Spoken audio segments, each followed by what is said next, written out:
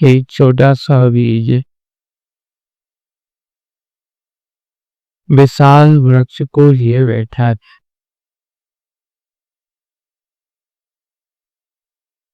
लेकिन दिखता नहीं है। बरगद का बीज कितना छोटा होता है? बहुत छोटा, खसखस के दाने से भी छोटा होकर है। सोचो कि बीज इतना खसखस के दाने से भी छोटा है,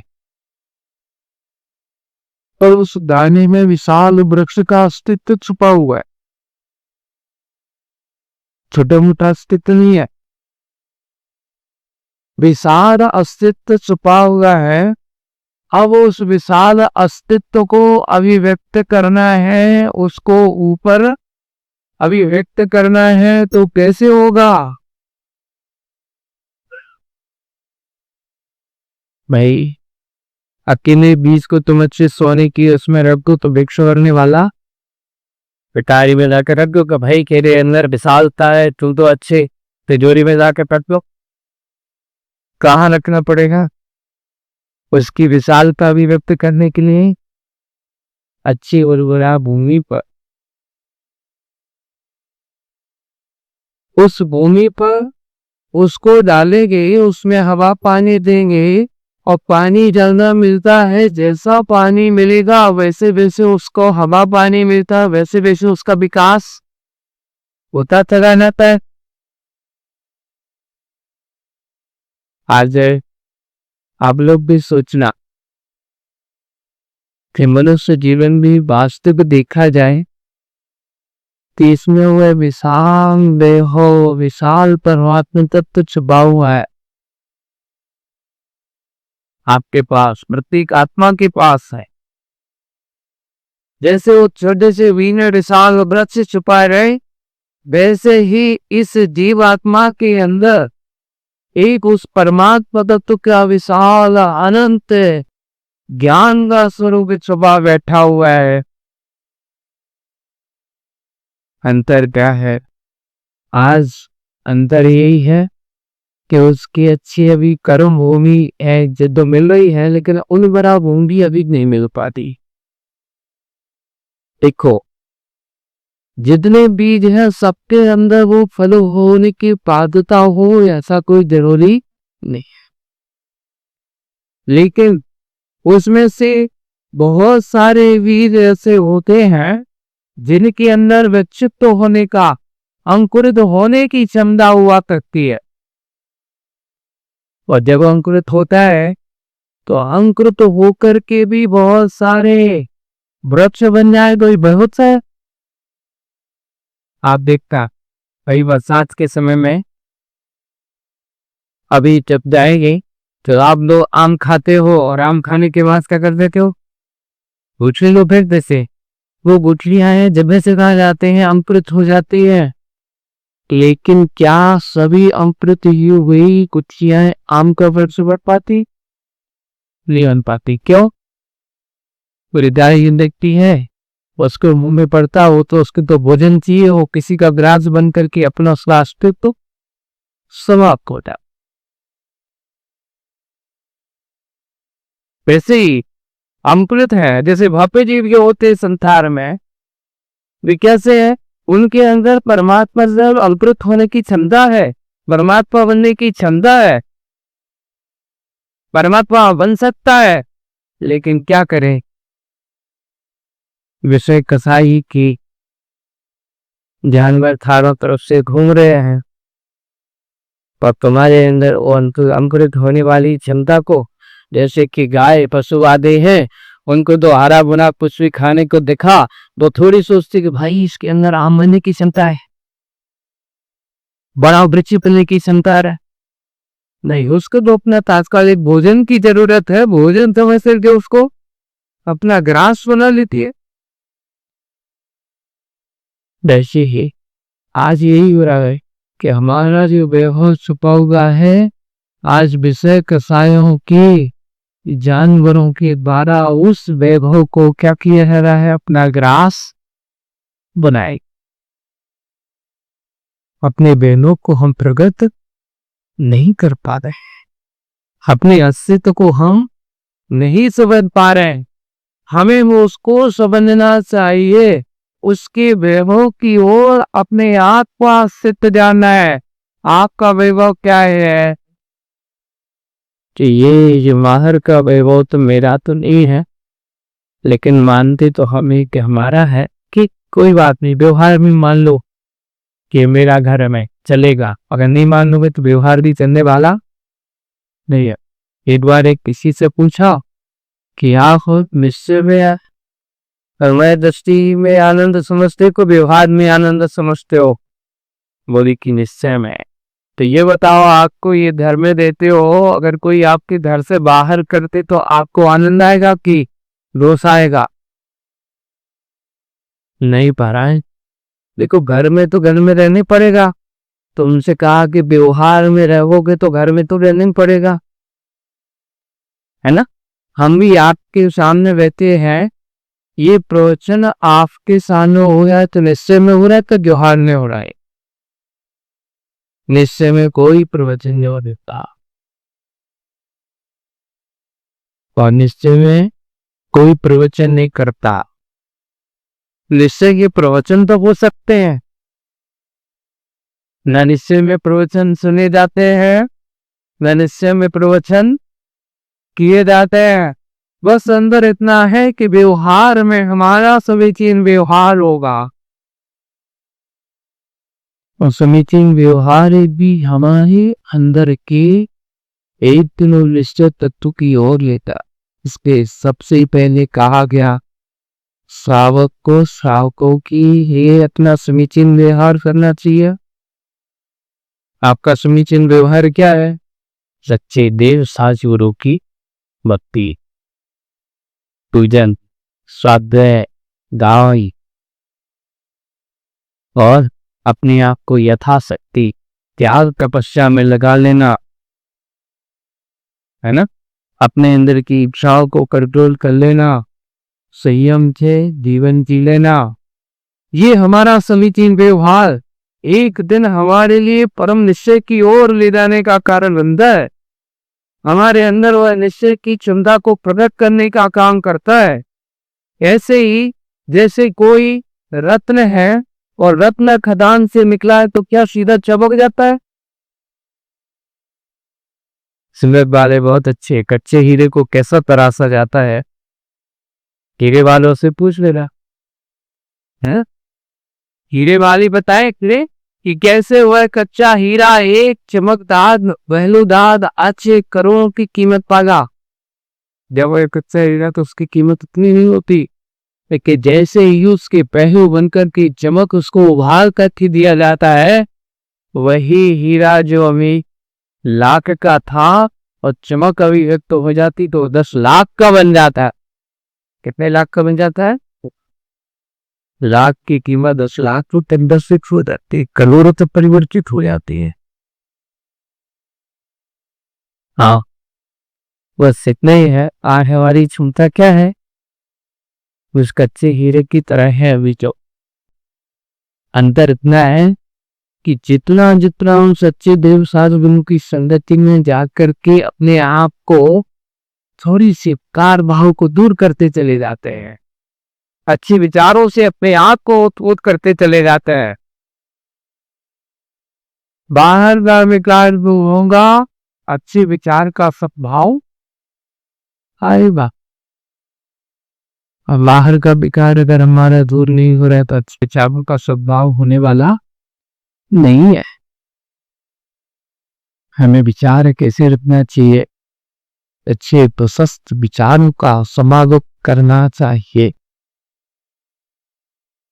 अब आगे की बात को अपन इतना ही समझने की कोशिश करना कि हमारा समीचीन व्यवहार अच्छा हो, अच्छे विचार हो। हम गुरु चरणों में बैठने का प्रयास करते हैं, भगवान की छत्रछाओं में बैठ करके हम उनकी आराधना पूजन करते हैं। सिर्फ एक ही काम, इसके लिए ही साबा का सारा ये जिनालय बनाए, ये हमने इतना संत निवास बनाया, हमने ये धर्म सभा को सुनने के लिए सभा का संरचना की है, तो इसके लिए कारा उद्देश्य क्या है कि यहाँ कुछ समय हम बैठ करके अपने आप को आत्मचिंतन में लगाएं, व्यवहार की क्रिया से दूर होकर के थोड़ा सा आत्मचिंतन की क्रिया में लगा गए कि मेरा यही सही सही व्यवहार है। तो सबसे व्यवहार तो है, लेकिन समीचीन व्यवहार सबके पास हो कोई जरूरी नहीं है। एक हम बाजार में जाते हैं, देखो आपका एक दुकानदार ग्राहक का व्यवहार होता है, किस भाव से होता है?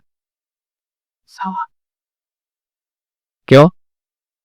वही ग्राहक के साथ दुकानदार का संबंध जो व्यवहार हो, अच्छे बोलेगा भैया बैठो, कैसे हो, है ना। और बीच बीच में वो आपको तरह तरह से कहेगा, कभी ये दिखाओ वो दिखाओ भैया। अब ये बताओ, जब वो ये सब कहता है आप उसको दिखाते चले जाते हैं, वो आपसे मूल भाव भी करता है, तो क्या आप नाराज होते हो? विक्की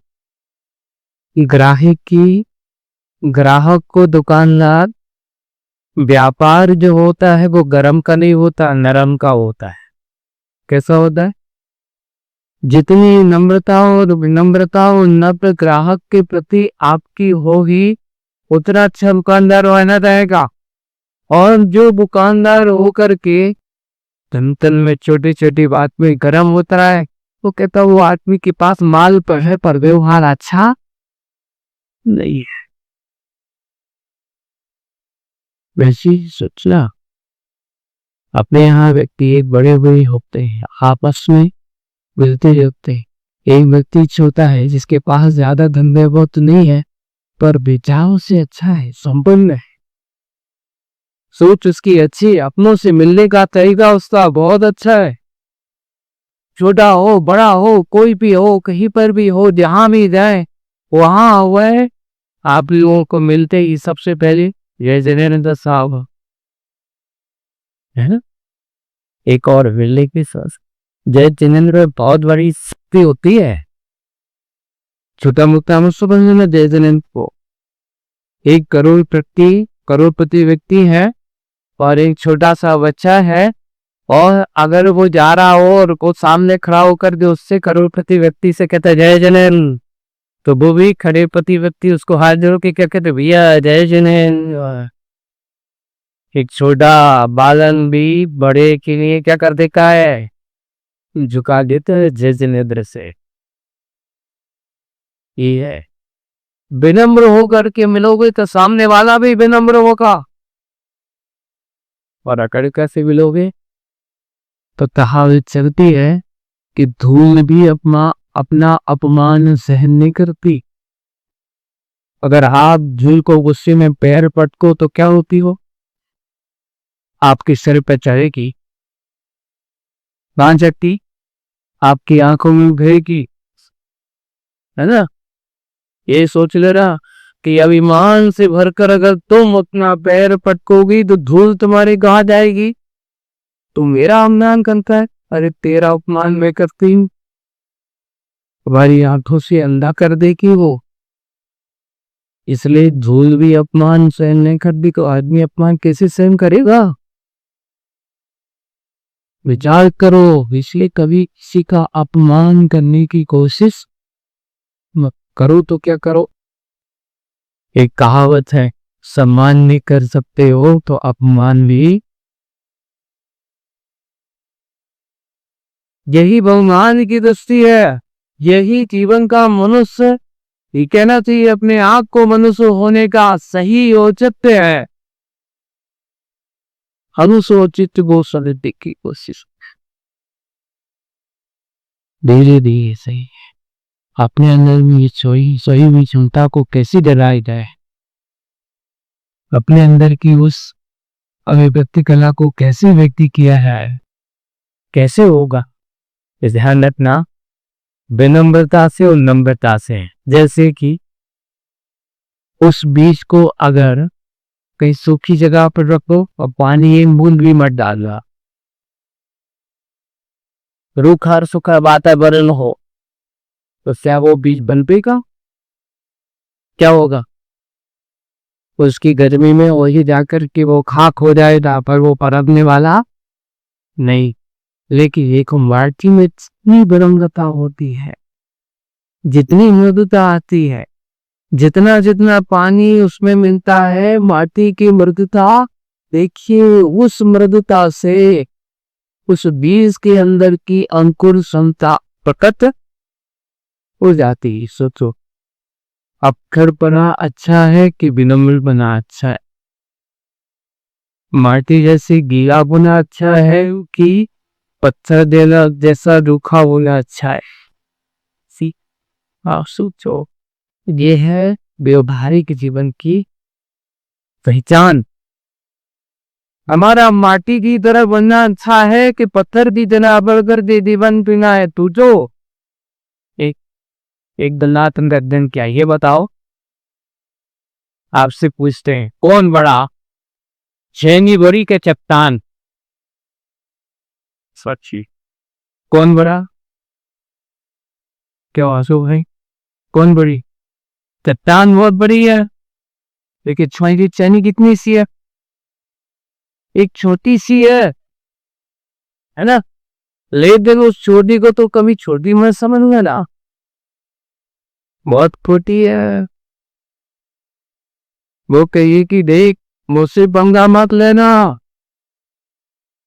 क्यों?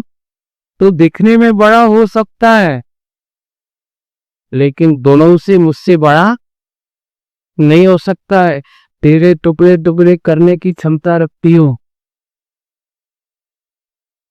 बस अंतर इतना है कि एक व्यक्ति का सहयोग अगर मिलता है, एक व्यक्ति सिर पे जाता है, वो जाकर के उस छेनी और हथौड़ा का सहयोग करता है। बड़ी बड़ी चट्टाने जाकर के जयपुर में देख दू, मथुरा में देखू, यहाँ जाकर के आप जहां जहां पे अभी भुज कच्छ में बड़ी बड़ी पाषाण की बड़ी बड़ी खदानें हैं, और एक छोटा सा मशीन का वो पुर्जा जाकर के उसको काट करके अलग कर देता है, पृथक कर देता है। इसलिए सोचो, जोधे को कभी जोता मस, कोई भी हो, मनुष्य भी जीवन में यही बात को हम समझने की कोशिश करना। अगर हम कभी छोटा जो है उसको, लेकिन उसमें भी विनम्रता पर मिलती है, नम्रता मिलती है, गीलापन मिलता है, आर्द्रता मिलती है, परिणामों की, विचारों की, एक दूसरों के, हर व्यक्ति के कितना से कितना आदमी गुस्से क्यों ना हो, लेकिन अगर उस गुस्से व्यक्ति के लिए भी अगर तुम एक बार उससे अच्छे से जय जनित करके भैया उसके हाल चाल पूछ लो, तो जिस समय तुम हाल चाल पूछोगे उस समय उसको गुस्सा तो नहीं आएगी।